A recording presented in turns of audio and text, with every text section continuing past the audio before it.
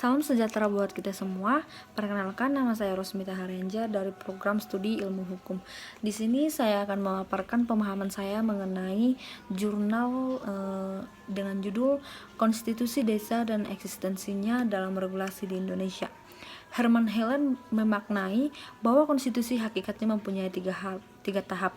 Yang pertama, konstitusi sebagai kenyataan, konstitusi sebagai abstraksi, dan konstitusi sebagai kodifikasi.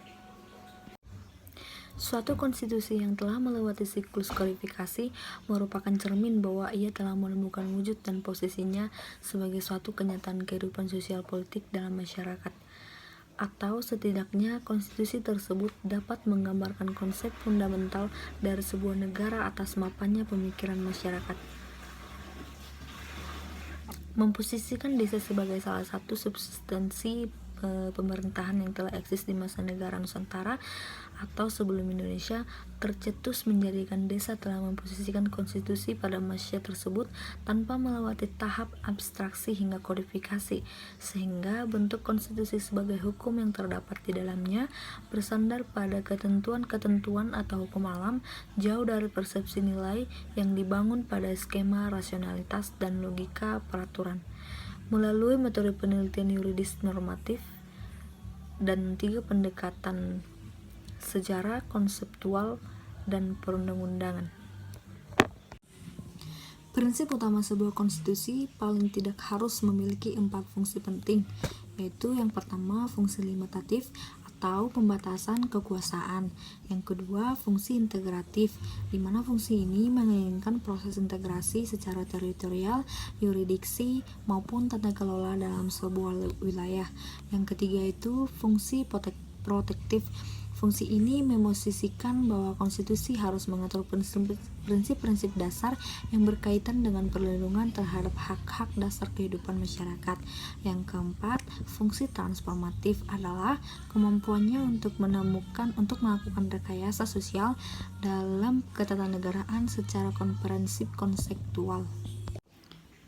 Adapun pembahasan yang dibahas dalam jurnal ini adalah ada 3.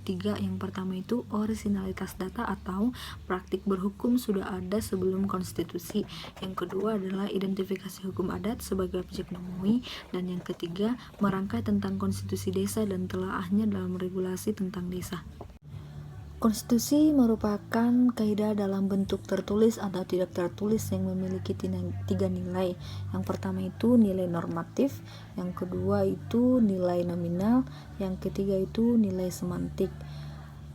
Di lain sisi, fungsi dan kedudukan konstitusi mempunyai 10 fungsi. Yang pertama itu konstitusi berfungsi sebagai dokumen nasional, yang kedua konstitusi sebagai piagam kelahiran baru, yang ketiga konstitusi sebagai sumber hukum tertinggi, yang keempat konstitusi sebagai identitas nasional dan lambang persatuan, yang kelima konstitusi sebagai alat untuk membatasi kekuasaan, yang keenam konstitusi sebagai pelindung HAM dan kebebasan warga negara, yang ketujuh itu konstitusi sebagai pemberi atau sumber legitimasi terhadap kekuasaan negara, yang kedelapan konstitusi sebagai fungsi penyalur atau pengalih kewenangan dari sumber kekuasaan yang asli, yang kesembilan konstitusi sebagai fungsi simbolik sebagai rujukan identitas, dan yang terakhir konstitusi sebagai fungsi simbolik sebagai pusat